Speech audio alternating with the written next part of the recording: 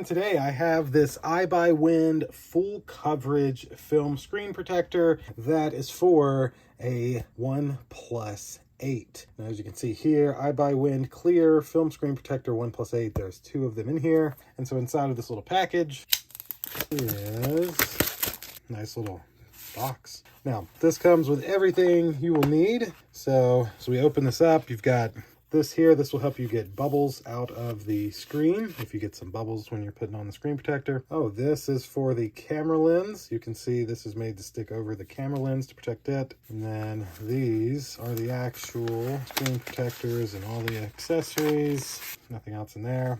They do give you a little guide. And then this is both of the screens right here, just super thin little screen film protectors like so.